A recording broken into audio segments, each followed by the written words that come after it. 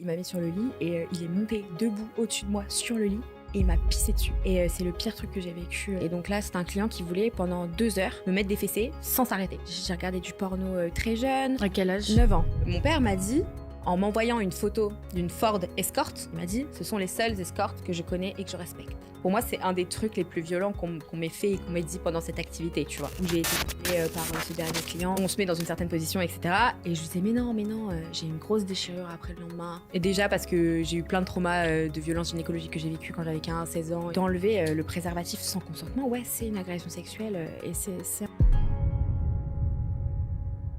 Hello tout le monde, merci à l'engagement que vous donnez à mon contenu. Je vois beaucoup de commentaires positifs passer et ça m'a donné envie d'aller encore plus loin. J'ai donc décidé de prendre un nouveau tournant dans mes podcasts, en vous donnant la parole, et j'espère que ce nouveau format vous plaira. Je voudrais créer une safe place, un espace libre, sans filtre et sans jugement, où la parole sera donnée à celles et ceux qu'on n'entend pas ou trop peu. Dans cet épisode, je vais recevoir Thaïs. Thaïs est une ancienne escorte. Elle a décidé d'arrêter après avoir subi plusieurs agressions et traumatismes. Aujourd'hui, elle a décidé de s'exprimer sur ce sujet pour libérer la parole et alerter les jeunes filles. Si mon contenu vous plaît, n'hésitez pas à vous abonner et à commenter avec bienveillance s'il vous plaît. Salut Thaïs. Salut Carla. Comment tu te sens ? Ça va, super, merci. Ça va, merci d'être venue nous livrer ton témoignage. Merci à toi. Qui est important et qu'il faut qu'on entende dans la société. Je voudrais vraiment que ce podcast ce soit une safe place. Je voudrais qu'on t'écoute avec bienveillance. Pour commencer, est-ce que tu peux te présenter ? Je m'appelle Thaïs, j'ai bientôt 27 ans et j'ai été escorte à la toute fin de mes 21 ans, donc début 22 jusqu'à mes 24 ans. Comment t'as découvert le métier d'escort girl ? Comment j'ai découvert le métier ? Je connaissais les escortes de nom comme tout le monde, j'en ai vu dans les séries, à la télé, partout. Moi, je faisais des études, j'étais pas du tout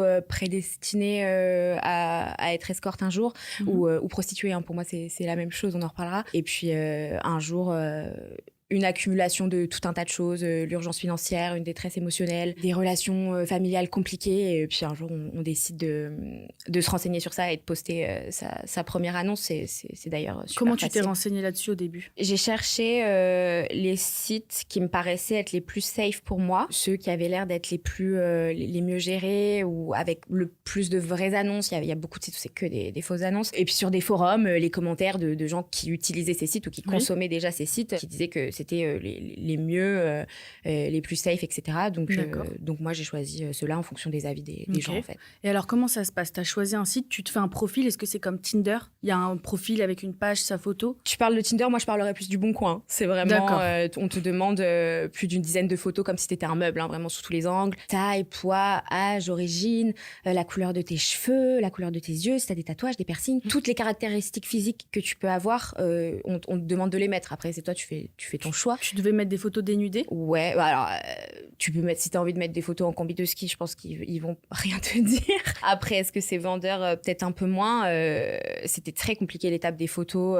T'as demandé à un ami de te prendre ? Non, j'ai fait ça toute seule. J'ai pris des anciennes que j'avais faites. J'ai essayé de faire un truc qui faisait ni trop, je peux le dire, ni trop salope, mais ni trop petite fille non plus. Donc j'ai fait un truc un peu un juste milieu, mais c'était très compliqué de se vendre comme ça sur une base de photos. Ouais. Et comment on fait quand on se lance dans l'escorting, par exemple, c'est tout bête comme question, mais pour connaître son prix, pour savoir à quel prix on va exercer cette prestation ?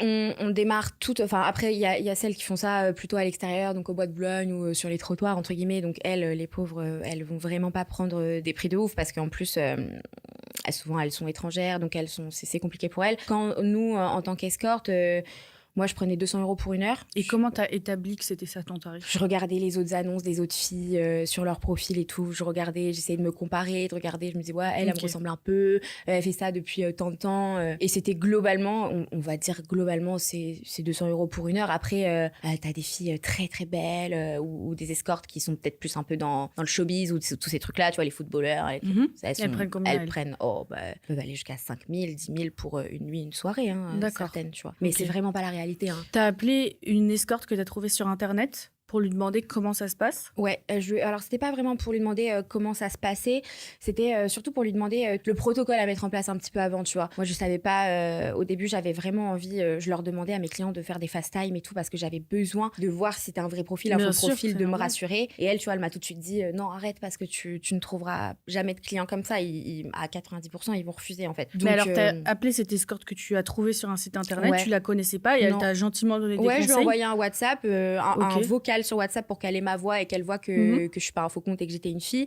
Je lui ai dit, écoute, je viens de commencer. Ton annonce m'a paru un peu, je sais pas, je l'ai trouvé sympa sur son annonce, tu vois. Donc, je l'ai contacté. Puis, il y avait tout un langage. On parle pas en euros, on parle en rose. En rose. Et du coup, moi, quand je voyais des 200 roses, des 50 roses, j'étais là en mode, le gars, il va pas se Qu'est-ce que pointer c'est avec vraiment 200 roses, tu vois. Ouais. Donc, j'étais en mode, c'est bizarre. Et après, voilà, c'est qu'en fait, sur les sites, si tu mets le mot euro, vu que c'est illégal en France de proposer des services de prostitution, les sites pourraient fermer. Bien sûr. Donc, ils parlent en rose. Et pareil, il y avait des trucs GFE, tu vois, Girlfriend Experience, où là, ils te contactent pour vraiment agir comme si t'étais leur copine. Il y a des hommes qui payent pour louer des petites amies sur ces sites d'escorting. Ouais. Comment ça se passe, ça? Tu dois t'arrives, il te dit bonjour mon cœur, comme si t'étais sa vraie copine, quoi. Tu fais l'actrice, tu joues le jeu. Je l'ai très peu fait parce que ça me cringeait un petit peu. Mais ouais, il y en a qui sont prêts à débourser beaucoup pour ça, pour ne pas sentir le poids de leur contribution financière. C'est quoi? C'est des hommes qui se sentent seuls? Ouais. Il y a vraiment des hommes malsains, mais après, il y a vraiment des hommes très gentils qui sont juste vraiment seuls, en dans détresse leur vie, affective. en grosse détresse affective. Ouais. Donc, tu t'inscris sur ce site, tu rencontres ton premier client. Ouais. Comment t'as vécu ta première expérience? Comment ça s'est passé avec le premier client que t'as rencontré? Moi, je l'ai bien vécu parce que c'était quelqu'un de mon âge que je trouvais beau physiquement. Donc, Il avait quel âge? Il avait, il devait avoir 24, je pense. 23, il y a beaucoup 24. d'hommes de cet âge-là Non. qui... Non, il y en a peu. Ou alors, moi, j'étais pas leur cible, tu vois. Donc, t'es bien tombée sur la première fois. Ouais, pour le coup, je suis bien tombée. On peut tombée. appeler ça bien tombée. Et lui, du coup, très... c'était un mec gentil, cultivé. Lui, il a accepté le fast time. Donc, c'était là mon premier client. Donc, lui, il a accepté de montrer sa tête en fast time et tout. Donc, j'étais hyper rassurée. Il est arrivé, j'ai vu que c'était vraiment le mec que j'avais vu dans le fast time. Donc, ça s'est très bien passé, vraiment gentil. On a discuté après. Et puis, on s'est revus quasiment après tous les week-ends sur une courte période, tu vois. Et du coup, à chaque fois que vous vous revoyez, il te redonnait le même tarif? Je l'ai fait payer les 2 premières fois, peut-être les 3 premières, j'ai un doute sur ça. Et après, non, moi, je l'aimais bien, hein, donc forcément... T'es tombée amoureuse de lui? Pas amoureuse, mais c'est de la dépendance affective, je pense. Ça me rassurait d'avoir... me dire, il y a toute cette activité-là, il y a des dizaines de clients que je peux pas, enfin vraiment, juste les voir ou quoi. Alors, je dis pas que je suis non plus un Margot Robbie, tu vois. Mais il y en a, c'était très difficile, hein, des hommes de 70, 80 ans. Parce qu'ils étaient très vieux? Ouais, très vieux, pas très beaux. Puis, le corps à 80 ans, pour un homme, c'est différent, tu vois. Et lui, il était un peu... il me raccrochait un peu à... Vu que j'avais eu cette première expérience positive avec lui, dès que ça se passait mal, je me disais, ouais, mais regarde, lui, ça s'est bien passé. Lui, avec lui, ça se passe bien. Donc, t'inquiète pas, là, ça... Mais lui, il a pas profité un peu de ça, de venir te voir et que tu ne le fasses pas payer? Ou c'était vraiment une relation émotionnelle qu'il y avait entre vous? Je pense qu'il m'aimait vraiment bien. D'accord.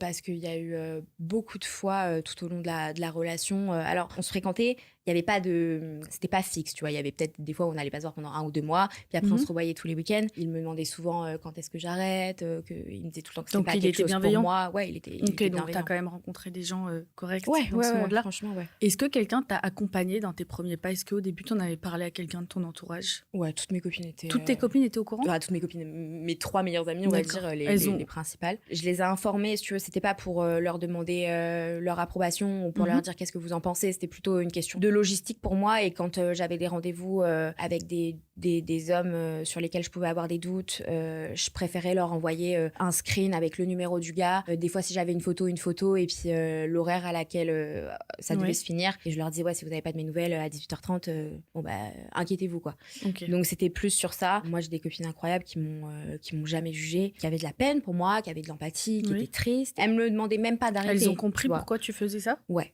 Elles ont compris. Après, elles avaient peur tout le temps. Et moi, ça me faisait beaucoup de mal de voir mes amies en souffrance et de voir qu'elles s'inquiétaient pour moi de quelque chose dont j'avais pas la main. Parce que même si je leur disais tout le temps, parce que tu vois, elles me disaient avant mes rendez-vous, fais attention, biche, je vais faire le max. Enfin, je vais faire le max pour moi faire attention. Mais après, c'est un métier sur lequel t'as pas la main, en fait, parce que tu sais jamais vraiment qui tu vas avoir. Elles ont pas essayé de faire une intervention, d'essayer de te stopper? Non, elles ont toujours été compréhensives et elles t'ont laissé faire. Ouais, il y en a même qui sont restées planquées en haut de ma cage d'escalier sur des rendez-vous où vraiment je flippais, j'avais des doutes avec mes clés au cas où pour pouvoir débarquer, et elles attendaient comme ça que le rendez-vous. Ouais, franchement, ouais. T'as de la chance, t'es bien entourée? Franchement, ouais, mais c'est comme des sœurs pour moi, donc sur ça j'ai eu énormément de chance. C'est pas toutes les escortes, je pense, qui peuvent en parler aussi librement à leurs copines, à leur entourage. Moi, je conseille vraiment d'avoir, même si c'est pas tout un groupe de copines, d'avoir une copine, une cousine, une sœur, une collègue, je ne sais pas, au moins une personne. Ouais. Puis aussi pour des fois se décharger, hein, parce que des fois, les rendez-vous, ils sont pesants, hein, ils sont lourds, quoi. Et alors,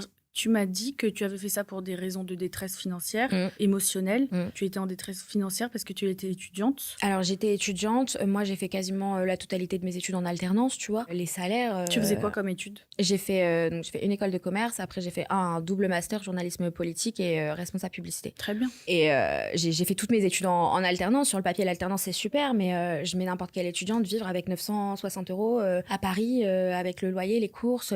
Et puis après, les gens vont te dire, bah, dans ce cas-là, si t'as pas les moyens de venir sur Paris, ne viens pas. Mais en fait, dans ce cas-là, personne n'évolue jamais. Tu ta vie et de faire tes études. Donc moi, ouais, c'est ce que j'ai fait. Et à la fin de mes études, je pensais naïvement rentrer dans la vie, dans la vie du travail active, etc. Je pensais que j'allais être diplômée, que j'allais trouver un travail, un premier CDI, que ça allait être jackpot toute l'année. Et au final, déjà, à la fin de mes études, j'ai fait un petit...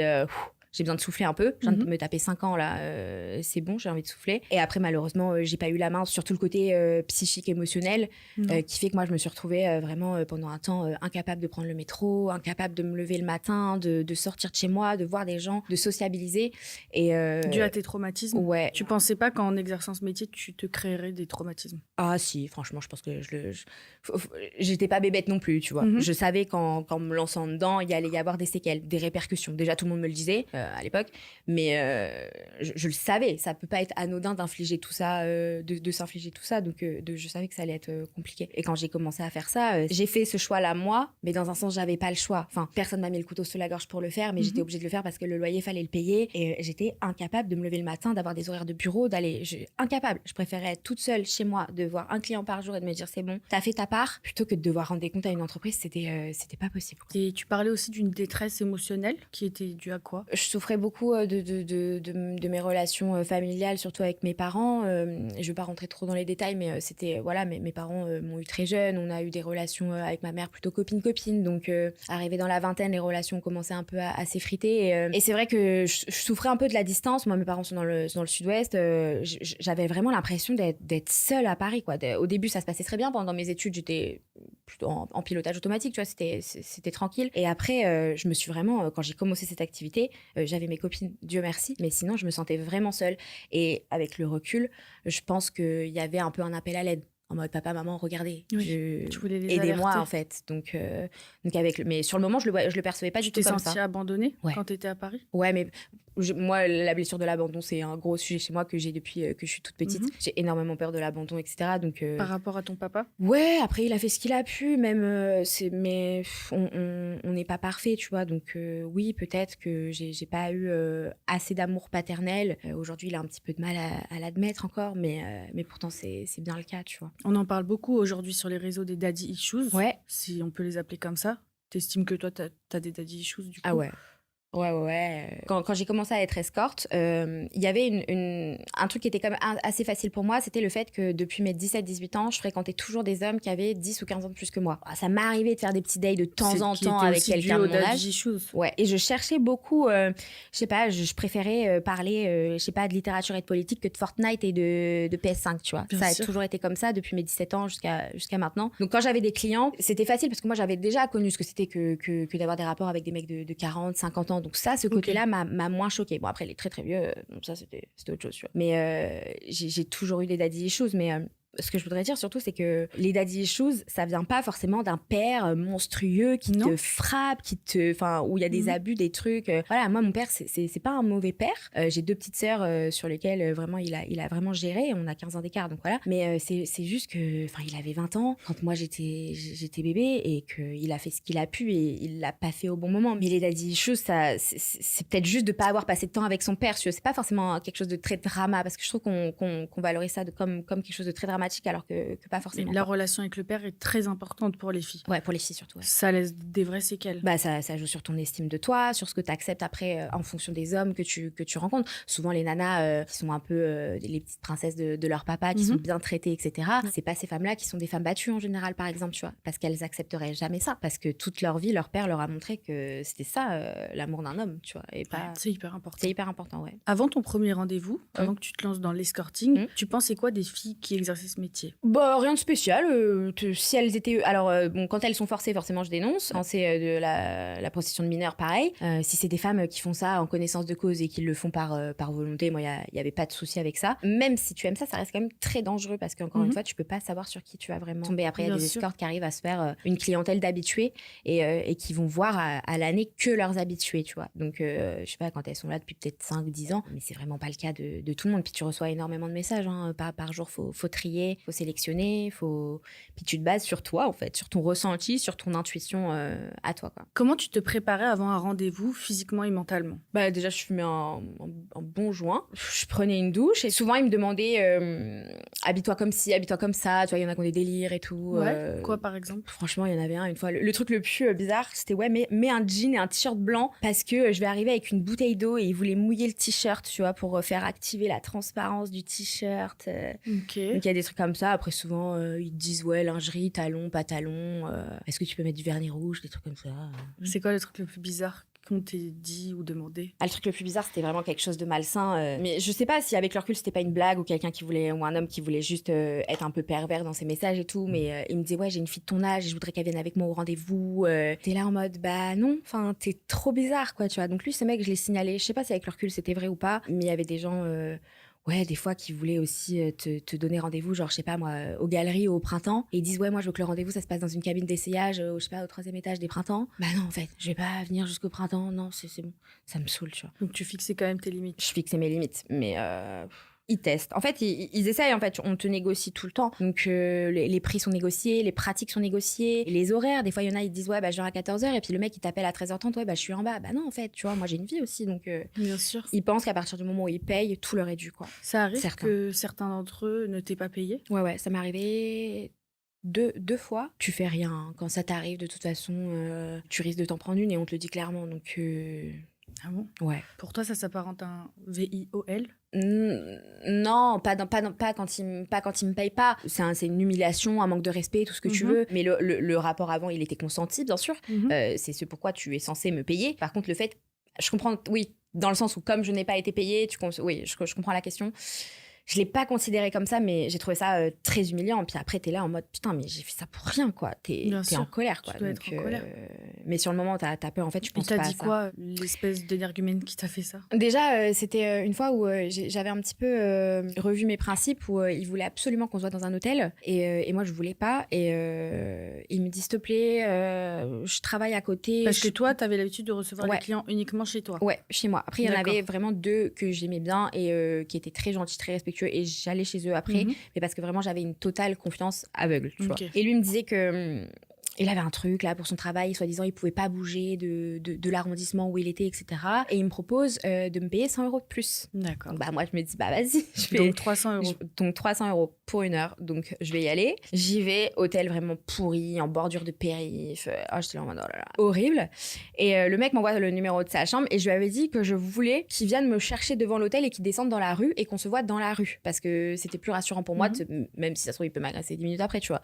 Mais je voulais qu'on se voit dans la rue. Il m'a donné directement le numéro de la chambre, je suis montée et on est arrivé dans la chambre, vraiment il me calculait pas en fait, il me parlait pas, il m'a dit de me déshabiller, il m'a poussé sur le lit. T'étais pas vraiment j'existais pas. Ah ouais, j'existais vraiment pas, j'étais vraiment pour lui j'étais juste un objet, quoi. Il m'a mis sur le lit et il est monté debout au-dessus de moi sur le lit et il m'a pissé dessus. Pardon? Et c'est le pire truc que j'ai vécu outre les agressions, tu vois.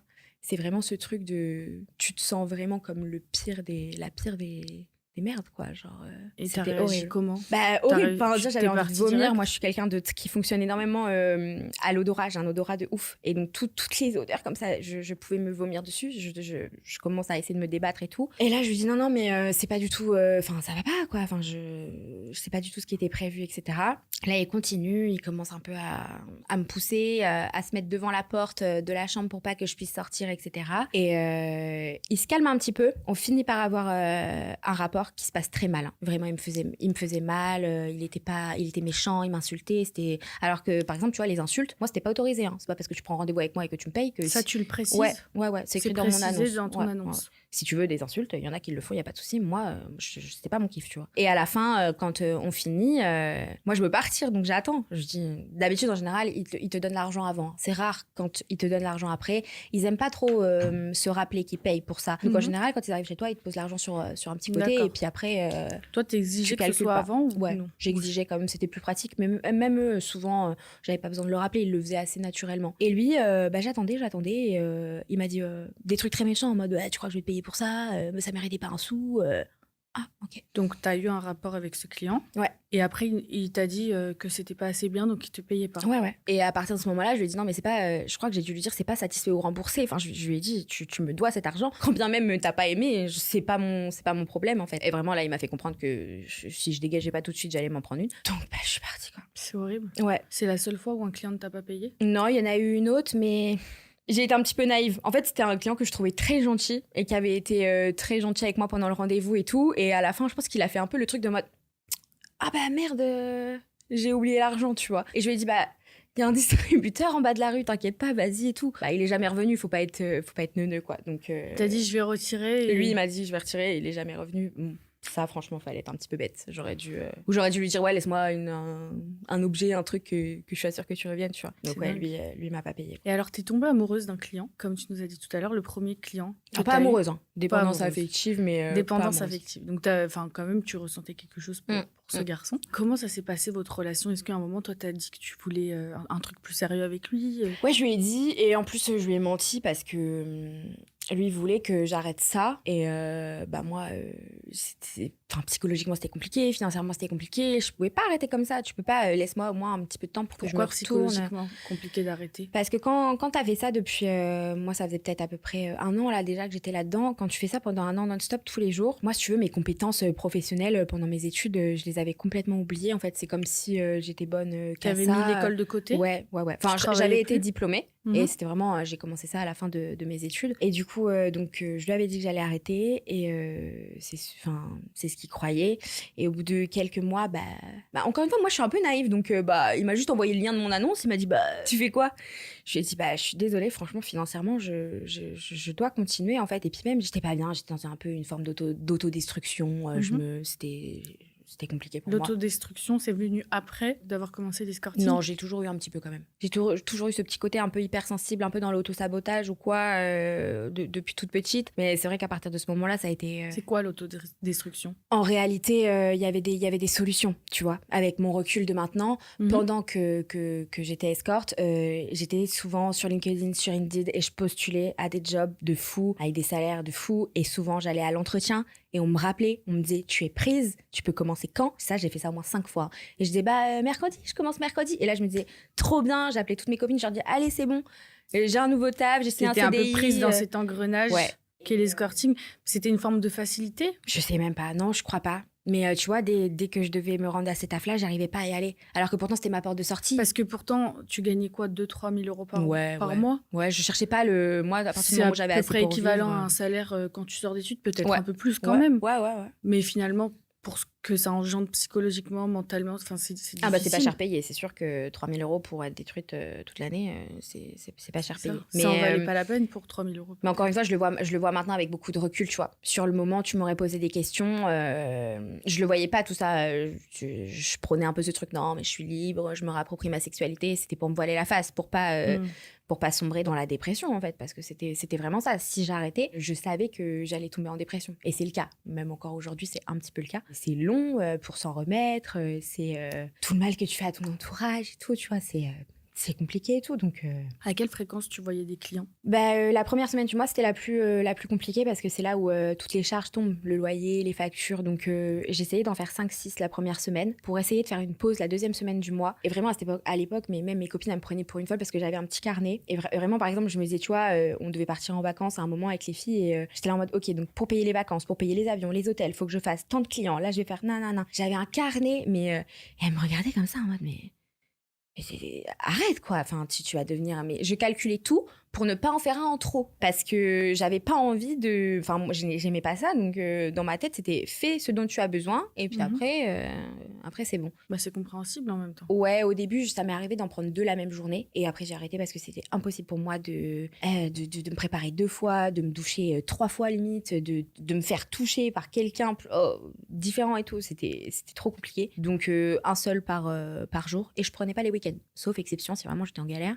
Mais pour avoir un peu mon week-end avec mes copines normales, comme si moi aussi j'avais une vie du lundi au vendredi et puis qu'on se voyait les week-ends, tu vois. Du coup, Thaïs, est-ce que ça t'est déjà arrivé, c'est une vraie question, d'avoir du plaisir en rencontrant un client? À part celui dont je t'ai parlé juste avant, pour lequel j'étais fortement attachée, non. J'ai jamais eu un vrai orgasme de toute mon activité. J'ai beaucoup simulé. Personne ne l'a jamais remarqué. Ils sont tellement focus sur leur plaisir et ce pourquoi ils payent que toi, ton plaisir, ça passe vraiment à travers. Tu penses quoi des clients qui font appel à des prostituées? Ça dépend le client, ça dépend de plein de choses. Je pense qu'il n'y a pas, je trouve pas que ce soit malsain de faire appel à quelqu'un pour des services sexuels. Il y a même maintenant des métiers pour ça, pour notamment les handicapés, pour leur permettre d'avoir aussi une petite vie sexuelle, etc. On appelle ça des aidantes sexuelles. Donc ça me dérange pas qu'un client appelle une prostituée pour avoir des services sexuels. Ce qui va me déranger, c'est vraiment le manque de respect derrière, le non-respect du consentement. Ça me dérange aussi quand il a 70 ans et qu'il veut qu'une escorte en dessous de 19 ans. Il y a des trucs un petit peu comme ça qui me gênent. Mais après, si vraiment ça se passe dans le respect, dans la bienveillance, etc., je pense que pour un homme, je connaissais des clients qui m'appelaient vraiment toutes les semaines, même si moi j'étais contente d'encaisser l'argent, je vais pas mentir. Pour eux, je trouvais que c'était vraiment se donner une vision de la sexualité monnayée en fait, et du coup même pour eux je pense qu'après ça te donne un rapport biaisé à ta sexualité, dans le sens où j'ai envie d'avoir un bon rapport, donc je vais aller payer ce rapport, tu vois. Faut se dire que la vie c'est aussi le naturel et que tu peux aussi te rencontrer des gens comme ça, quoi. Donc je suis mitigée. C'est quoi les risques quand on est escorte? Déjà, il y a quand même tous les risques pour ta sécurité. Moi, je sais que ma plus grande peur, c'était qu'ils soient plusieurs. De donner rendez-vous à une personne et qu'en fait, ils arrivent à 2 ou à 3 et que je me fasse braquer ou pire, ou je sais pas. Donc ça, c'était une peur. Après, je pense qu'on en a toutes des différentes. Ne pas savoir qui tu vas rencontrer, c'est le premier danger. Après, il va y avoir aussi tout le danger autour des maladies. Voilà, les rapports doivent être évidemment protégé.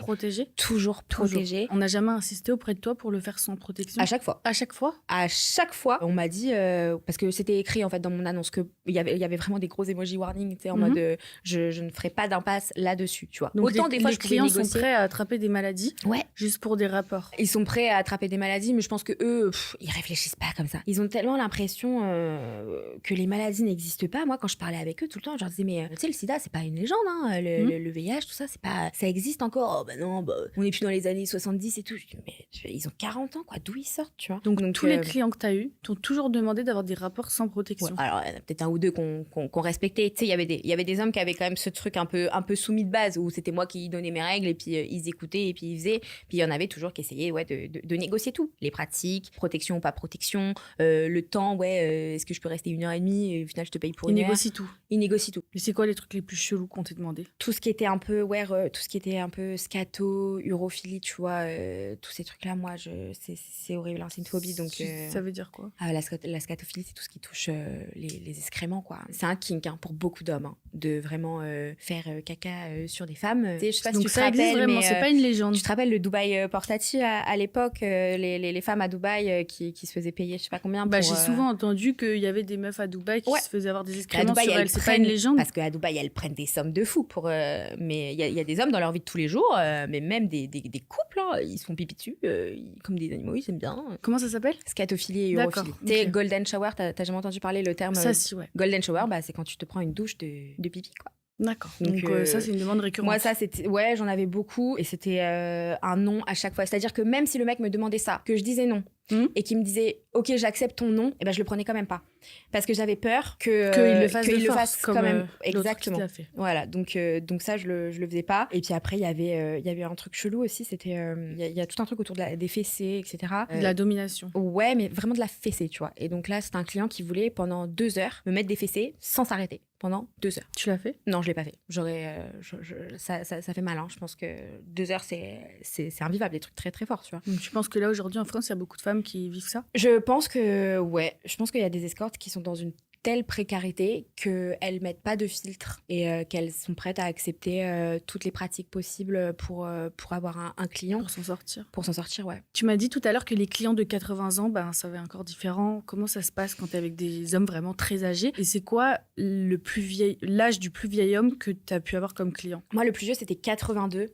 Et je me demande même s'il serait pas un petit peu plus vieux que ça, parce que je pense qu'il y avait un petit peu mensonge sur l'âge. Souvent, ils me mentaient. Hein. Sur leurs âges, je suis pas débile non plus. Donc ça se voit. Quand tu me dis que tu as 42 ans et que tu arrives, tu fais un peu un bon 55-60, je suis pas débile, tu vois, je vais le voir. Et lui, par exemple, là, ce monsieur-là qui avait 82 ans, c'est un peu un paradoxe parce que tu vois la fragilité du corps. Tu vois que... il y a des positions, enfin en tout cas à 80 ans il les faisait plus, tu vois. Il faut s'adapter, c'est aussi une façon de parler d'autrefois, hein. On drague pas pareil à 80 qu'à 20 ans, tu vois. Donc c'était différent. Après franchement c'était dur dans le sens pour de toute façon je ressentais pas d'excitation, mais c'était très dur de faire semblant quand vraiment le corps en face te c'est pas dégoûte. contre lui, je suis désolée hein, mais ça me tu peux le dégoûtait, dire. tu vois. Moi limite je culpabilisais que ce mec me dégoûte parce que je me dis putain le pauvre, enfin j'ai pas envie de le juger, mais on a tellement, enfin mais mon grand-père pour te dire il a 73 ans, donc tu vois j'étais encore un truc au-dessus, donc c'était très compliqué, mais ils étaient pas méchants. Il y en a un qui m'a ramené des fleurs une fois, on m'a ramené du champagne une autre fois. Est-ce que c'est un mythe ou une réalité que souvent les clients des prostituées ils recherchent de l'affectif, ils veulent venir juste parfois même pour se confier à toi? Ça arrive. J'ai envie de te dire peut-être que il va arriver, il va avoir besoin. Il y en a, ils arrivent, ils se dessapent. Hein. Ils passent ta porte, ils se mettent à poil. Hein. Donc ils te parlent pas. Ils te parlent pas. Ça peut être très violent. Et après, il y en a qui vont peut-être te parler pendant une demi-heure ou qui vont essayer de te demander qu'est-ce que tu fais dans la vie, machin, pourquoi tu fais ça, des trucs comme ça. Moi, après, ça m'a arrangé parce que de toute façon, t'as une heure devant toi, donc 30 minutes à parler. 30 minutes à parler. Moi, après, c'est 30 minutes de rapport, donc c'est comme tu veux, gère ton temps, ton timing, c'est toi qui gères, tu vois. Et donc, c'est vrai qu'il y en avait beaucoup qui parlaient, etc. Ça m'est arrivé une ou deux fois, je crois, vraiment qui me disent non mais moi à la limite ou juste tu me touches un peu, mais j'ai pas spécialement envie d'avoir de rapport, j'ai plus besoin d'affection quoi, et ils fumaient des clopes en me parlant quoi. C'est déjà arrivé que t'aies pas de rapport avec eux? Ouais, ces deux fois là ça arrivait, mais sinon non, ils vont peut-être commencer à parler, mais après ça va finir forcément sur le rapport. C'est pour je pense se donner un petit côté un peu humain pour qu'ils aient l'impression que ce soit un petit peu plus naturel. C'était quoi le profil type des clients? J'en ai pas. Très différent. J'en ai pas. Après moi je pense que j'ai eu quand même très peu d'hommes jeunes, on va dire, et puis de toute façon je les prenais pas. De toute façon sur mon annonce il y avait écrit qu'en dessous de 26, 25, je prenais pas. Ah bon, pourquoi? Ça me saoulait. Les jeunes, je sais pas. Ils sont plus impolis. Ils sont pires.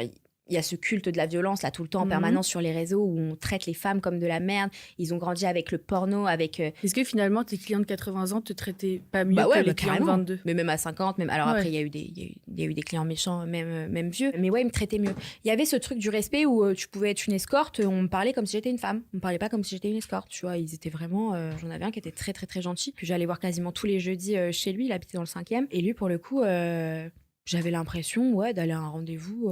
Galant, ouais, même si... Voilà, mais il était pas à trois mon goût, mais il était très gentil. Et finalement, ils étaient tous très différents, ces clients, mais est-ce qu'il y avait pas quelque chose qui les reliait tous? Ah, peut-être l'infidélité, parce qu'ils étaient quand même tous mariés. Pour la plupart mariés, hein, puis ils venaient avec les alliances, hein, ou des fois, ils t'enlevaient l'alliance, mais tu sais, ils devaient revenir d'Ibiza ou de je sais pas d'où, puis t'avais la petite marque du bronzage autour du truc, donc j'étais quand même pas débile. Je pense que, la plupart, ils sont mariés. Beaucoup me disaient que s'ils étaient là, c'était à cause de leur femme, quand même. C'est-à-dire? Genre en mode ah bah oui, si ma femme elle me faisait ça là, ce que t'es en train de me faire, tu vois, je serais pas là. D'accord. Enfin, et moi plein de fois j'ai essayé de leur dire mais peut-être que tu devrais parler avec ta femme, essayer de parler de vos moi trop mignonne quoi, la psychologue quoi. Essaye de lui parler de tes envies, peut-être qu'elle va comprendre et tout. Non, ils ont pas envie, ils se cachent derrière ça. Oui, ta femme, peut-être que ta femme elle va pas te faire ce que tu vas espérer tous les jours, mais non, elle est là ta femme, tu vois, puis il y a autre chose, il y a pas que le sexe. Enfin, les hommes sont persuadés qu'une relation elle est tenue par le sexe alors que c'est pas vrai. Du coup, l'image que t'as des hommes, elle doit être bien dégradée en ayant vu des horreur pareil. Ouais, mais mon mec il en peut plus, moi je les déteste tous. Ton mec est dans la pièce d'ailleurs? Enfin j'essaye vraiment au début, avant le hashtag Allmen, j'étais là en mode ah mais non, même ma mère elle m'expliquait un peu mais non mais tous les hommes ne sont pas horribles, enfin voilà, moi j'ai trouvé un homme bien, on connaît des hommes bien dans notre entourage. Ça fait combien de temps que t'es avec ton copain? Ça fait 1 an. Et tu l'as rencontré, t'avais déjà arrêté? Ouais, j'étais sur la fin en fait. Je lui ai dit tu lui as dit dès que tu l'as rencontré? Ouais. Tu l'as rencontré comment? Je l'ai rencontré sur Twitter, après sur un tweet un peu bébête que j'avais mis. Il avait répondu, c'est une blague. Du coup, quand tu lui as parlé de ta profession, il a dit quoi? Je me rappelle plus vraiment de son regard, tu sais, ou de sa réaction vraiment ce soir-là, mais je sais que voilà, t'es un peu choquée sur le moment, mais pas pas non plus en mode ouah mais quoi, mais qu'est-ce que tu me racontes, tu vois, genre non, vraiment c'était en mode bah ok, c'est ta vie, enfin je vais voilà, tant que t'arrêtes et que tu ne le fais plus avec moi, il y a Ouais. pas de y a pas de Il souci. t'a demandé d'arrêter? J'étais vraiment, ça faisait aller même pas un mois quasiment que j'avais arrêté. Et avant qu'on se rencontre, je songeais déjà à recommencer parce que je savais pas comment j'allais tenir l'été financièrement. Et au final, on s'est rencontrés et puis tout a changé. Et À aucun moment, ça a été un problème pour lui. jamais. C'est incroyable parce que la plupart des hommes, tu sais, ils rangent les femmes dans 2 catégories différentes. Il y a les PUTE et les filles bien. Je pense que honnêtement, si j'avais pas mon chéri aujourd'hui, je serais pas là avec toi. De l'avoir coffré entre guillemets, tu vois, de savoir qu'on veut une famille, Trop etc. mignon. Et de savoir que c'est l'homme de ma vie, on le sait, on se sait, tu vois. J'ai moins cette peur de quand j'ai arrêté mon activité et même pendant mon activité, je me disais putain, mais les hommes de maintenant, ils sont tellement matrixés par ça, par le body count, par des trucs de fou que je vais jamais trouver un mec qui va vouloir de moi, tu vois. Et au final, c'est pas le cas. Et moi, de toute façon, les hommes aussi fermés d'esprit ne m'intéressent pas. Non. Donc je serais allée quoi qu'il sur un homme qui peut comprendre et qui me soutient. Bien sûr, parce que toi, ça t'a rendu plus féministe d'avoir Ouais. vu tous ces hommes affreux, Ouais. tu me disais. Ouais, ça m'a... Bah, t'es consciente que le danger, il est partout, que les hommes ont vraiment ce vice avec les femmes, de vouloir un peu, pas forcément tout le temps les soumettre à chaque fois, mais de les consommer, en fait. On est vraiment des objets de consommation pour eux. Pas tous, encore une fois, mais beaucoup, et une grande majorité, tu vois. C'était quoi ta relation avec les hommes avant de te lancer dans l'escorting? Est-ce que tu avais déjà eu des copains ou est-ce que tu étais déjà très déçue des hommes? Bon, ni l'un ni l'autre. J'ai eu un premier amour quand j'avais 15-16 ans. Quand on s'est séparés, ça m'a fait beaucoup de mal, comme tous les premiers amours. Quand t'as 16 ans, tu vis tout en fois 10, donc c'était horrible. J'ai pas spécialement eu envie de me remettre en couple après parce que j'ai eu conscience hyper tôt, tu vois, que avant de me mettre avec un homme avec qui je finirais ma vie, que j'avais envie de faire mes expériences, de me découvrir, de découvrir mon corps, de connaître ma sexualité, et j'avais pas envie de m'enfermer dans des espèces de relations exclusives avec quelqu'un, bien que ça aurait pu être peut-être très bien, mais j'avais vraiment besoin de vivre mes expériences et de me connaître parce que j'étais quand même assez éveillée sur ça, voilà, dès le collège, dès le lycée. J'avais conscience que le sexe gouvernait quand même beaucoup de choses dans le monde. Toi, c'était pas ton cas? T'avais une relation normale à la sexualité? Ouais, normal, mais j'ai toujours été hyper intéressée par ça, tu vois. Genre, j'ai regardé du porno très jeune. À quel âge? 9 ans. À 9 ans, tu regardais déjà des vidéos J'ai vu porno? mon premier film porno à 9 ans sur CanalSat à l'époque, là, les trucs du soir qui passaient hyper tard avec une copine quand on faisait une soirée pyjama. Et moi, ça m'a pas choqué plus que ça à l'époque parce qu'après, j'y suis retournée Et après, t'es allée sur naturellement. ton ordinateur? Ouais. Ok. Et donc, toute mon adolescence a été un petit peu, moi aussi, construite autour du porno, etc. Donc, Donc pour toi, en fait, ce que tu voyais dans les pornos, est-ce que ça t'a fait te dire que peut-être la sexualité, c'était ça? Ouais. Parce qu'il faut bien le souligner, ce qu'on voit dans les pornos, ça reflète pas du tout la sexualité. Quand t'es qu'il devrait ado, avoir. ouais, parce que tu vois, aujourd'hui, il y a eu les réseaux sociaux, il y a eu de plus en plus de comptes de sexologie, de gens qui parlent de sexe ouvertement sur les réseaux, et c'est super. Et aussi parce qu'on en parle vachement plus avec nos amis, nos copines à 27 ans qu'à 15 ans. À 15 ans, au lycée, on parlait pas de ça avec nos copines, tu vois, ou peut-être vite fait, hein, machin, il a couché avec truc, mais on rentrait pas dans les détails, dans les pratiques, dans ce que chaque pratique va après déclencher sur l'émotionnel. Tu faisais pas tous ces liens-là. Donc c'est vrai que c'est beaucoup plus tabou quand t'es plus jeune, donc t'as l'impression que le porno c'est peut-être une forme de réalité, même si moi j'ai été élevée quand même avec une maman qui me disait que le porno c'était pas la vraie vie, que nanani nanana. Tes parents ils sont ouverts sur les sujets comme ça? Ouais, ça va. Mon père non. Ma mère, après c'est un papa, voilà, forcément il est pas ouvert avec la sexualité de sa fille, tu vois, je pense que c'est normal. Ma mère oui, m'a toujours, elle a jamais diabolisé la sexualité, elle m'a toujours dit de faire attention par contre, mais ouais. Alors là, c'est pas la première interview que tu fais, t'as déjà fait une autre interview, donc c'est pas la première fois que tu t'exprimes sur le sujet. Tes parents, ils ont vu cette interview? Ouais. Alors, ma maman l'a vu avec son compagnon. Mon père a eu le lien, mais il m'en a pas reparlé. Il m'a demandé le lien, je lui ai envoyé et il m'en a pas reparlé. Donc, je connais pas son avis dessus, même si je pense pas d'en soi qu'ils vont apprendre grand-chose parce que moi, après, on a essayé d'en parler. J'ai essayé de leur expliquer, tu vois. Mais c'est très compliqué pour des parents de comprendre que c'est pas contre eux. Tu vois, c'est comme après quand je leur ai dit que je faisais ce podcast avec toi, que j'allais continuer après à faire d'autres médias, etc. Je leur ai bien dit, c'est pas contre vous, c'est pas pour salir votre image, c'est pas pour dégrader votre éducation. Ils ont eu peur de leur image?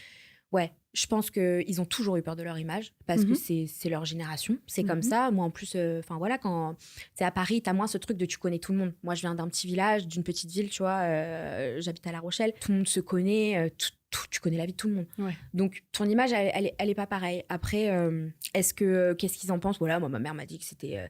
elle m'a dit, je vais pas... Enfin, c'est dur à entendre, tu vois. Elle m'a dit que c'était dur un peu à entendre. Elle avait pas connaissance de tout. Il y a des choses sur lesquelles on n'est pas d'accord et on sera jamais d'accord. À quel moment ils l'ont appris que tu avais été escorte? 1 an après la première année, je crois, au bout d'un an, un an et demi. Donc, ils l'ont appris, tu étais encore en train d'exercer. Ah ouais. Et puis après, je leur ai fait croire que j'avais arrêté. Et ils n'ont pas essayé de faire une intervention pour que tu arrêtes? Non. Non. Enfin, bien sûr, ils m'ont pas dit continue. Ils ont été, voilà. Je pense qu'ils m'en voudraient un peu de dire ça, mais je vais quand même le dire parce que ça m'a quand même un peu marqué. Mon père m'a dit, en m'envoyant une photo d'une voiture, d'une Ford Escort, il m'a dit, ce sont les seules escortes que je connais et que je respecte. Je pensais pas un jour dire cette anecdote, mais vas-y, c'est bon, au bout d'un moment, il faut que je le sorte parce que c'est quand même un truc que moi, j'ai vécu pendant des mois et je le vis encore avec une violence inouïe. Pour moi, c'est un des trucs les plus violents qu'on m'ait fait et qu'on m'ait dit pendant cette activité, tu vois. C'était cette phrase de mon père. Donc, c'est super compliqué. Après, bien sûr qu'ils ont essayé de me dire que c'est pas bien, mais c'était même pas tant pour moi, c'était plus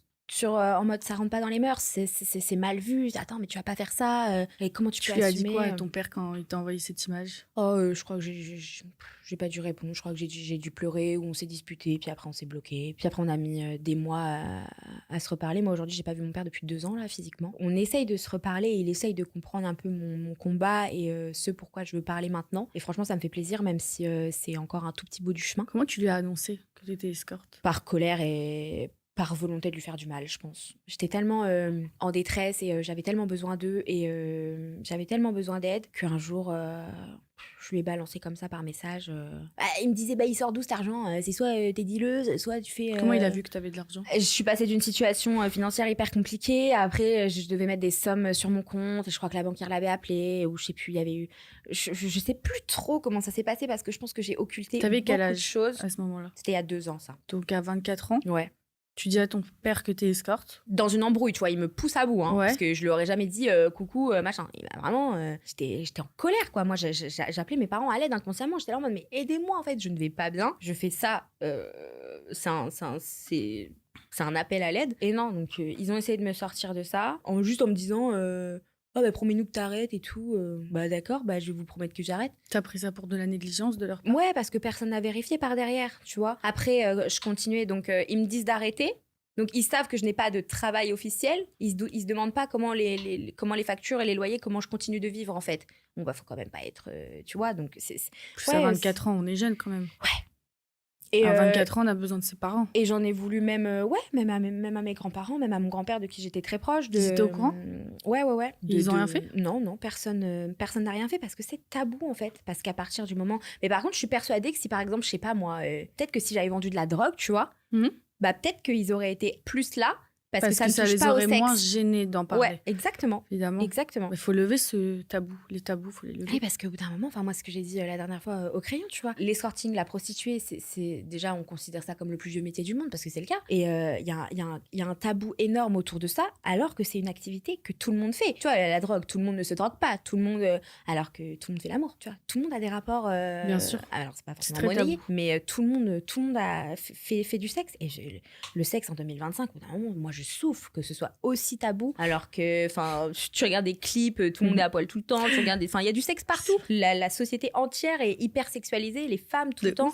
C'est de la marchandisation du sexe en permanence, que ce soit sur des pubs, sur des affiches. Faut en parler aux enfants, ne serait-ce pour les alerter de potentiels agresseurs, de tous les trucs comme ça. Ça, c'est super important. Et d'ailleurs, c'est super bien ce qu'ils mettent en place maintenant, de donner des cours d'éducation sexuelle. Parce que nous, on avait une fois par an en 4e et 3e. Ça y est. Là, dès la petite section, en fait, il faut leur apprendre le consentement, leur corps dès la petite section. C'est parce que les hommes de notre génération à nous n'ont pas eu ces cours-là qu'aujourd'hui, il se passe tout ça, en fait.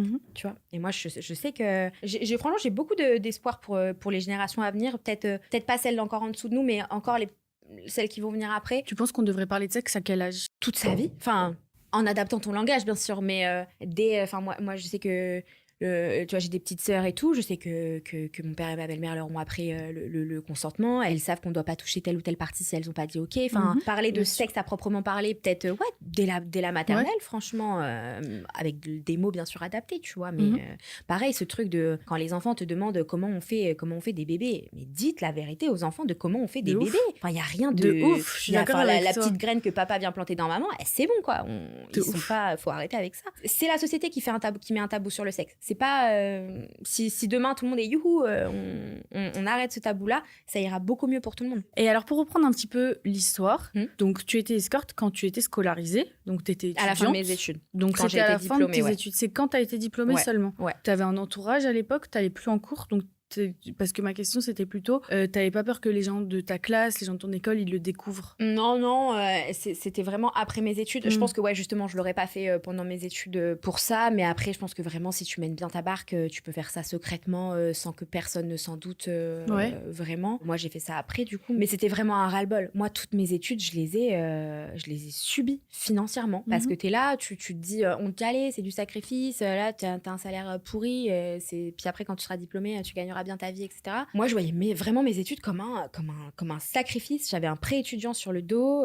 C'était hyper dur. Financièrement, tu peux rien faire. Hein. Tu as payé ton loyer, il te reste 300 € pour finir le mois. Tu te payes 2 coca le week-end, c'est fini, tu vois. Donc, j'ai tenu toutes mes études et à la fin, j'ai dit non, c'est bon. C'est fini de galérer comme ça, quoi. Est-ce que ton voisinage s'est déjà rendu compte des allées et venues de différents hommes chez toi? Alors, moi, je pense qu'ils étaient au courant, mais personne m'en a jamais parlé. Okay. Je pense qu'ils étaient au courant dans le sens où c'était vraiment un immeuble en papier de verre, on entendait tout. Bon, après, tout le monde se voyait, tu vois, t'avais la cour et tout. Donc, je pense qu'ils le savaient. Mais en tout cas, personne ne m'en a jamais parlé. Et moi, j'ai jamais eu besoin, surtout, d'appeler des voisins. Parce que tu vois, même la fois où j'ai été violée par ce dernier client, la parole, elle sort pas de toute façon. Donc, ils auraient pu être là. De toute façon, j'ai pas crié. Il y a un client qui t'a chez toi? Ouais, ça a été que comme ça que j'ai arrêté. Il avait quel âge? Entre 35 et 40, je pense. Et comment ça se fait qu'il t'ait violée alors que vous deviez avoir un rapport consenti? Alors, j'ai pas du tout géré ce client. C'est-à-dire que déjà, je vois que tu parles beaucoup de j'aurais dû. Ouais. Comme si tu te culpabilisais, tu mettais un peu la faute sur toi. C'est la culpabilité. De toute façon, moi, ma culpabilité, elle est là. Peut-être que dans 5 ans, j'en aurai plus beaucoup, mais là forcément, je culpabilise. Tu peux pas dire un petit peu. Alors, je sais, les nanas, tout le monde me dit ça, c'est pas de ta faute. Et même moi, si j'avais la même personne qui c'est la première chose qu'on dit aux victimes, parce qu'inconsciemment dans le cerveau, c'est l'image qu'on se fait. On se dit c'est de ma faute, je suis coupable, mais non, c'est pas de ta faute. Mais après, tu vois, ce client-là, donc déjà, je lui ai mis deux faux plans. Alors vraiment, c'était vraiment pas contre lui, c'était que c'était un moment où j'étais chez une copine et puis elle voulait que je reste dormir chez elle et puis moi je m'amusais bien, donc je me suis dit c'est bon, on n'a qu'une vie, tu peux bien annuler un rendez-vous une fois. Donc je l'annule, je lui dis écoute, on se voit demain, je suis vraiment désolée, j'ai un empêchement. Et le lendemain, oh là là, j'avais pas vu que j'avais mon rendez-vous pour les ongles et tout, j'étais là en mode mais non, mais je peux pas louper mon rendez-vous pour les ongles, tu vois. Donc, je vais faire mon rendez-vous, je l'appelle, je lui dis écoute, je suis vraiment encore une fois désolée, je gère pas mon emploi du temps en ce moment là, je suis un peu à l'ouest, on se voit demain et tu pourras rester 1h30 au lieu de 1h. J'étais un peu sympa parce que ça se faisait pas les faux plans, tu vois. Et au téléphone déjà, je le sentais bizarre. Je le sentais un peu... Mais moi, je pensais que c'était juste il était saoulé parce que, vas-y, je lui mettais des plans et que le mec se déplaçait pour rien, etc. Mais je le sentais vraiment très saoulé. Il arrive chez moi, il me regarde comme ça, il me fait « Ah ouais? Bah pas fou, hein ?» Ah bah déjà, j'étais là en mode « Ok. » Genre, bon bah déjà, j'ai aucune confiance. Là, tu viens de me ma confiance. Genre, est-ce que j'ai envie de faire un truc avec toi alors que tu viens de me dire clairement que je suis dégueulasse? Bah pas du tout, en fait. Donc, c'est super compliqué. Et donc là... il commence on se met dans une certaine position, etc. Et il y a une pratique, je sais pas si je peux le dire, moi, tout ce qui était relié à la sodomie, etc., c'était non. Et lui, il a pris ça pour un grand oui, quoi. Et je lui disais, mais non, j'ai une grosse déchirure après le lendemain. Donc tu lui as dit que non? Ouais, il l'a fait quand même. Ah, mais vraiment, il me tirait les cheveux. Et tu disais rien? Il m'insultait. Ah si, je disais, mais arrête, je pleurais. Hein. Je pleurais. Par contre, je parlais pas, mais je pleurais à chaudes larmes et tout. Il me disait que j'étais moche, il me disait que je puais et tout. Pendant l'acte? Ouais, c'était horrible. Donc, le client, pendant l'acte, il te disait que t'étais moche? Ouais. Et il continuait? Et il continuait. Ça a duré combien de temps, ça? Les insultes, le rapport, les insultes, le rendez-vous en tout, il est resté chez moi, je crois, à peu près 45 minutes. Donc, il a même pas fait son heure complète. Il m'a quand même payé en repartant. Et ça a été vraiment 45 minutes de supplice. Hein. Il y a eu même pas une petite pause ou quoi. Déjà, quand il s'arrêtait de me faire du mal physiquement, c'était que des insultes. Et aujourd'hui encore, ça m'a grave trigger. Enfin, tu vois, genre, je suis devenue obsédée sur l'hygiène intime, mais une folle. Alors que je savais, enfin, tu vois, il me disait, ouais, tu pues et tout. Alors que je savais que je puais pas et tout. Mais ça m'a tellement rabaissé, c'était tellement humiliant et tout, qu'après, ça m'a mis des automatismes de ouf. Je me lavais trop. à tel point que je faisais des infections et tout, donc je me lavais trop et tout. Enfin, c'était horrible. Et puis, quand ça devait se finir, où je pensais que ça allait se finir et que j'avais déjà bien mal, il m'a vraiment poussée contre le coin de ma petite cuisine, tu vois. Et j'avais des assiettes qui étaient en train de sécher sur mon, je sais plus quoi, l'étendard de la vaisselle, tu vois. Et tout est tombé sur moi, toute ma vaisselle s'explose. Et lui, il part en me disant vraiment que il reviendra jamais. En mode, je reviendrai pas. Enfin, t'inquiète pas, quoi, je vais jamais te faire revenir. Enfin, et c'était horrible. Et il m'a quand même payé. Je sais pas pourquoi. Ça aussi, ça a été un grand mystère parce que je me suis dit, mais si tu veux me faire du mal jusqu'au bout, ne me paye pas. Mais il est arrivé, il a quand même payé. Donc, encore une fois, comment il fonctionne, c'est... Et est-ce que tout ça, ça a changé ton rapport à ta sexualité ? Je pense que j'ai besoin aujourd'hui d'être plus rassurée et j'ai toujours peur de pas être assez, tu vois, de pas le faire assez, de pas être assez, ou des fois j'ai encore l'impression que j'ai une petite prestation à offrir, tu vois, que je dois gérer le truc, alors que non, calme-toi, tu projettes ce que tu vivais avec ton copain aujourd'hui. Mais ça, au début, beaucoup plus que maintenant. Ça veut dire quoi, une prestation à offrir ? D'être un peu dans la démonstration, tu vois, plutôt que d'être focus vraiment sur l'amour et sur les sentiments et sur le fait que je suis dans une relation saine actuellement. Des fois, mon cerveau se met un peu comme si là, hop, ça y est, donne-toi, quoi. Limite, à la fin, on te donne une note, quoi, tu vois. C'est un peu ça. Parce que c'est un peu ce qu'on faisait, hein, parce que sur les sites, la petite parenthèse, c'est que tu pouvais donner des commentaires. Hein. Comme sur Uber. Exactement. Tu pouvais laisser ton commentaire. Et c'était d'ailleurs très chiant, parce que des fois, il y en avait qui racontaient vraiment que des conneries, que des mythos pour... tu sais, genre, je sais pas, tu lui as mis un plan, du coup, t'as pas honoré ton rendez-vous. Ils étaient vraiment... Alors ça, vraiment, je me prenais la tête avec eux souvent. Là, ils te mettaient un commentaire de fou, quoi. Genre... T'avais quoi comme commentaire, par exemple ? Moi, j'en ai pas eu tant que ça, parce que je pense que vu que mes clients étaient pour la plupart un peu vieux, je pense qu'ils s'emmerdaient pas avec ça. Mais j'ai eu des commentaires gentils, puis j'ai eu des commentaires de trucs en mode elle ne sait pas pratiquer la fellation et tout, alors que je l'avais même pas vu le mec, hein. Juste je lui avais mis un plan et il me mettait ça pour dissuader les autres de prendre rendez-vous, tu vois, pour te faire perdre des clients. Ouais. Écoute, des fois j'arrivais à envoyer c'était super dur de les avoir. Les sites comme ça, c'est même pas basé en France, etc. C'est super dur de les avoir. Et une fois, j'avais envoyé un mail au service client et j'avais réussi à faire supprimer un commentaire. Je me suis dit, non, mais vraiment, il raconte n'importe quoi, je ne l'ai même pas vu, s'il vous plaît, supprimez le truc. Ils ont supprimé ? Et ils ont supprimé, ouais. C'est atroce, on note les gens. C'est comme un épisode de Black Mirror de noter une personne. Ouais. C'est terrifiant. Puis des fois, c'est horrible parce que des fois, j'étais un petit peu malsaine, mais j'allais lire les commentaires des autres filles qu'on leur laissait à elles et tout. Puis là, vraiment, des fois, c'était vraiment des trucs, machine est très souriante, mais aurait pu mieux faire sur telle position. Enfin, c'est pas vrai. Tu sais, c'était vraiment comme si c'était hyper démocratisé, en mode là, je te donne tant sur ça, tant sur ça. C'est tout un univers parallèle qu'on ne connaît pas et qu'on ne voit pas, en fait, ces sites. C'est quoi le commentaire qui t'a le plus marqué ? Franchement, le commentaire qui m'a le plus marqué, moi, c'était un commentaire plutôt gentil d'un client que j'avais vu quasiment pendant, je pense, 6 mois. Et en fait, il a déménagé avec toute sa petite famille en Nouvelle-Calédonie. Et en gros, il m'avait... Donc, un client marié. Ouais, un client marié qui avait des enfants, qui était banquier, très sympa, etc. Et il m'avait laissé un big commentaire. Je lui avais prêté un livre sur Macron, l'homme qui n'avait pas d'amis, tu vois, un livre à la con. Et il avait repris des citations du livre pour me faire rire et pour écrire un commentaire. Et vraiment, c'était que des trucs gentils. Merci pour ces 6 mois, merci pour cette parenthèse. C'était comme quoi mon avenir était ailleurs que là-dedans et qu'il espérait mieux pour moi et tout. Donc, et pourquoi il l'a pas envoyé en privé ? Je sais pas. Je sais pas parce que je pense que c'était un peu sa façon à lui de tourner la page. Et je crois qu'il avait peut-être supprimé mon numéro parce je pense qu'il était peut-être déjà arrivé là-bas quand il a laissé le commentaire. Je sais plus trop au niveau des timings, mais il y avait peut-être une histoire comme ça. C'est dingue. Donc moi j'ai gardé les commentaires positifs en tête. Les commentaires négatifs, franchement, j'ai essayé de les occulter un max. Après il n'y en avait pas non plus. Mais t'arrivais à te mettre à la place des clients, à comprendre leur raisonnement, pourquoi ils faisaient ça. Je les écoutais quand je posais des questions. Moi je leur demandais souvent, t'es mariée, t'as des enfants. J'aimais bien savoir. Et quand souvent on me disait, ah oui j'ai une fille, ah moi elle a quel âge? Oh bah ton âge. Quelle horreur. J'essayais en fait en leur posant cette question de les amener à s'auto-questionner eux-mêmes, en fait, en mode, est-ce que tu trouves ça normal, du coup, que j'ai le même âge que ta fille ? Et pourtant, c'était ton gagne-pain, mais t'essayais de les dissuader de venir te voir. Parce que je suis comme ça, déjà, je passe mon temps sur Insta, dans les commentaires, à essayer de débattre avec les gens pour essayer qu'ils aient des meilleures opinions. Faut que j'arrête de faire ça, tu vois, j'ai trop d'empathie et tout. Et alors, pour les clients aussi, c'est dangereux. Toi, t'as un client qui t'a raconté une histoire. Ouais, c'est dangereux pour eux parce que y a beaucoup de fausses annonces. T'as un client qui s'est fait agresser, qui t'avait raconté ça. Ouais, beaucoup d'hommes, en fait, qui se font passer pour des prostituées, qui mettent des fausses photos qu'ils trouvent je ne sais où, qui chatte avec d'autres hommes en leur faisant croire que du coup c'est une fille qui va être au rendez-vous et qui va les attendre. Et puis au final, t'arrives à un rendez-vous et puis là, t'as quatre mecs baraqués qui sont là pour un peu te prendre ton ordi, ta veste. Donc t'as un client, toi, qui s'est fait et agresser comme lui, ça. c'est il est arrivé chez moi très stressé en me disant ah, vous êtes réel, je suis content, je suis rassurée. Moi j'étais là bah oui, je suis réelle, normal, enfin tant mieux, tu vois. Et je lui dis mais ça va aller parce que je le sentais vraiment. Je lui ai proposé un verre d'eau et tout. Je lui ai dit mais ça va aller hein, si. Et au pire si tu veux pas rentre chez toi, t'inquiète pas, y a pas de souci. Et il me dit non mais moi il y a pas longtemps, là vous êtes que le premier rendez-vous que je reprends depuis mon agression parce que vraiment on m'a tout pris.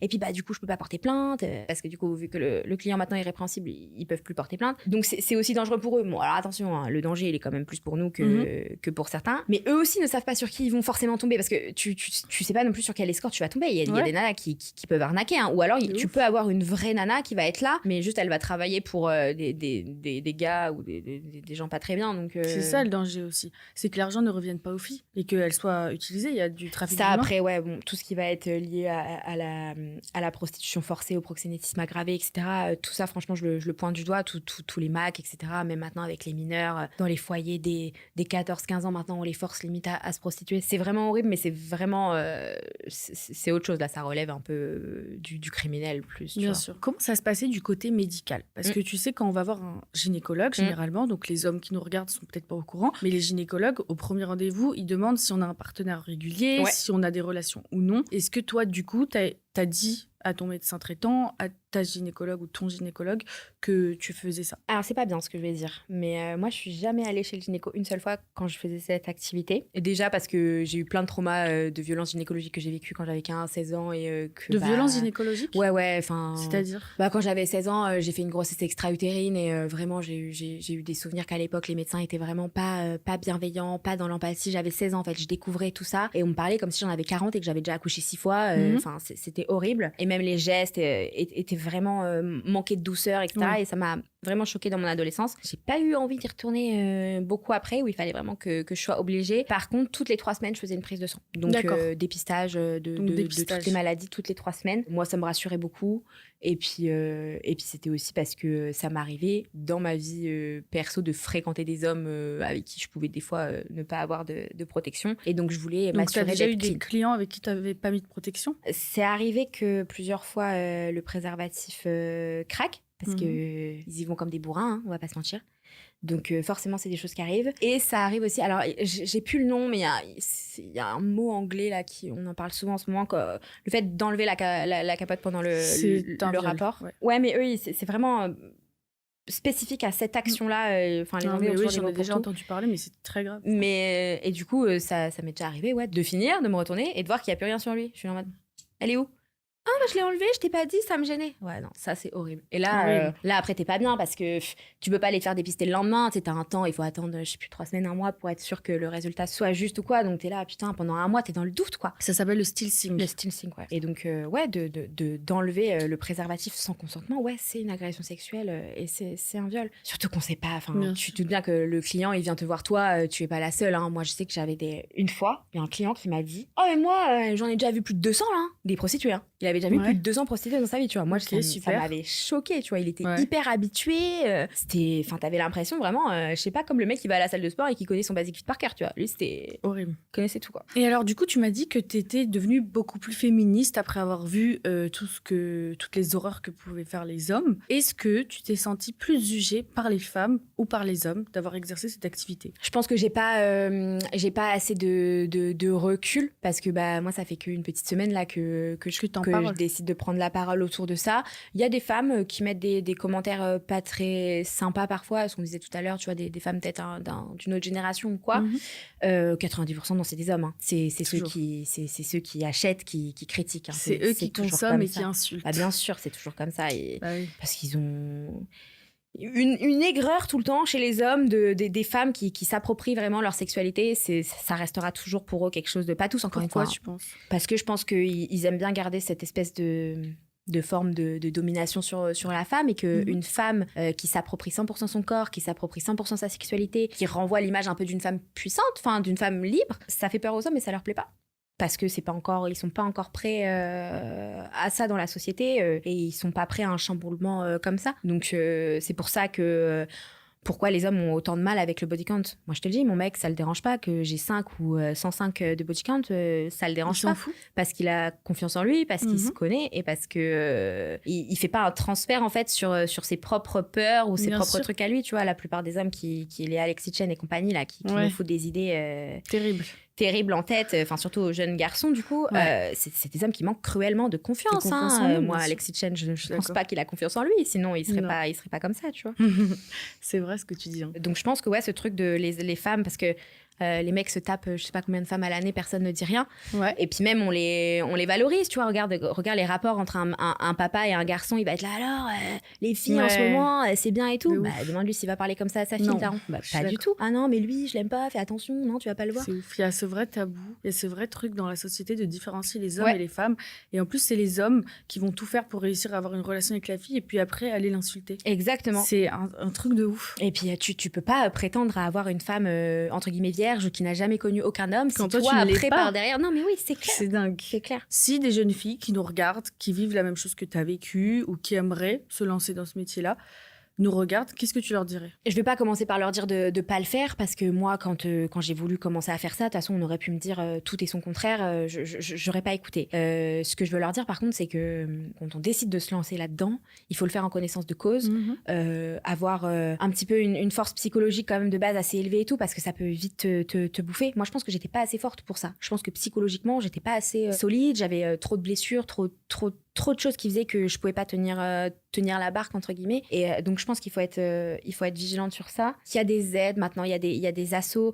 si c'est une question de précarité financière. Je sais que c'est pas le cas pour tout le monde, mais s'il y a quelqu'un dans la famille qui peut aider à un moment donné, voilà, s'il y a les copines qui peuvent aider aussi. Toi, tu penses que si t'as fait ça, c'est en grande partie à cause de la précarité étudiante et qu'il y a un truc à faire en France pour les étudiants qui sont précaires? Je pense qu'il faut créer des fonds d'aide sociale comme pour aider les étudiantes. Enfin, on peut pas aider que parce que maintenant en France, pour avoir des aides, il faut avoir des enfants. Enfin, pas que, mais la plupart du temps, pour toucher les aides sociales, il faut avoir des enfants. Tout le monde n'a pas des enfants. Puis les étudiants, ils sont tout en bas de l'échelle sociale, eux aussi, parce qu'ils démarrent leur carrière comme tout le monde. Donc quand je sais pas, il y a une petite étudiante, je sais pas moi, en droit ou en je sais pas quoi, qui galère à payer son loyer 1 ou 2 mois, il faudrait qu'il y ait des fonds comme ça pour les aider à l'instant T. Voilà, on te paye ton loyer pendant 2 mois parce que tu galères, t'inquiète pas, dans 2 mois c'est fini, tu reprends tes études et puis tout roule. En fait, pour pas que les étudiants soient obligés de faire ça. Après, il y a vachement d'assauts maintenant pour les travailleuses du sexe qui t'accompagnent quand tu es dedans, quand tu veux arrêter. Et puis surtout, moi, je pense que, à part si vraiment on est dans une démarche de sexualité hyper libre, qu'on a envie d'être travailleuse du sexe et qu'on fait ça par amour du sexe, etc. Bon, ça, je dis pas. Mais si vraiment c'est par précarité financière, peut-être aussi voir un psy et commencer à parler. Parce que quand l'idée commence à se faire dans ta tête, il est déjà un petit peu tard en général. Hein. Donc tu penses que c'est à cause du manque d'aide financière qu'il y a autant de prostituées chez les étudiantes? Chez les étudiantes, je vois pas qu'est-ce qui pourrait pousser. Enfin, une étudiante, de fait, elle fait ses études. Donc elle a choisi des études pour en faire un autre métier. Donc si elle se prostitue, c'est que c'est pas le métier qu'elle a. Enfin, il y a pas encore des très courant la prostitution chez les étudiants. Et puis après après il y a Mime, il y a OnlyFans, il y en a qui trouvent d'autres alternatives parce qu'il faut quand même, je dis pas que j'ai plus de courage que quelqu'un qui est sur Mime ou OnlyFans, mais il y a quand même une grosse différence entre vendre tes petites photos chez toi que tu te fais tout seul et puis recevoir vraiment quelqu'un, un inconnu. Donc je pense honnêtement que si on revoyait un petit peu l'attribution des bourses,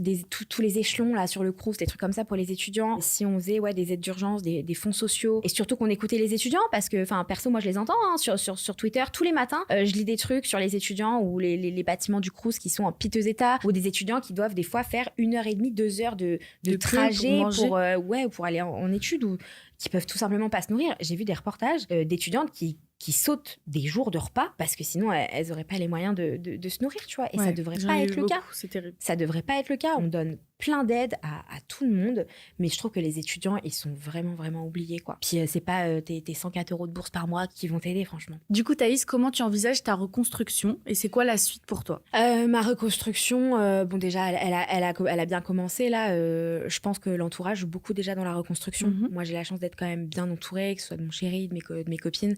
ma famille qui commence à reprendre part dans ma vie petit à petit. Donc ça, déjà, c'est une chose. Continuer à travailler sur moi-même et à comprendre vraiment tout le fondement de tout ça, tout ce qui s'est passé derrière, les actions que j'ai fait consciemment et aussi beaucoup d'actions que j'ai fait inconsciemment et que je découvre encore aujourd'hui.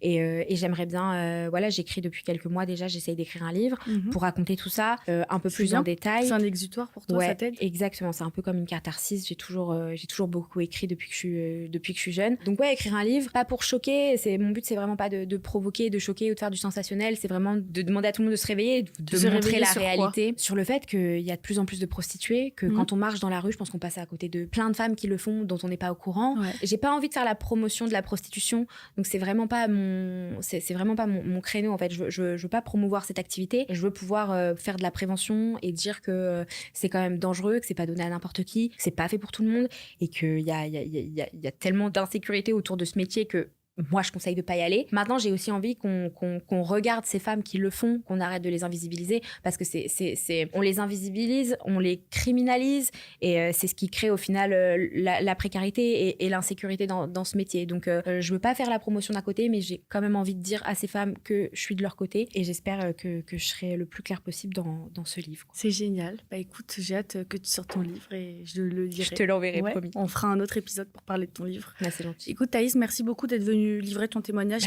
qui est très important. Si jamais vous nous regardez et que vous êtes dans le même cas que Thaïs ou que vous vous prostituez, on va mettre des associations juste en dessous dans la bio que vous pouvez contacter. N'hésitez pas à parler à un proche, à parler à votre famille, à essayer de vous entourer, de vous aider. Si vous avez appris des choses dans cet épisode, n'hésitez pas à m'apporter un peu de soutien en vous abonnant à ma chaîne. Thaïs, merci beaucoup. Merci à toi. Merci d'avoir livré ton témoignage. Merci à tous d'avoir écouté ce podcast et n'oubliez pas que cet espace est dédié à vous et fait pour vous. Donc si vous aussi vous voulez venir livrer votre témoignage, n'hésitez pas à écrire à l'adresse mail qui est écrite juste en dessous dans la description.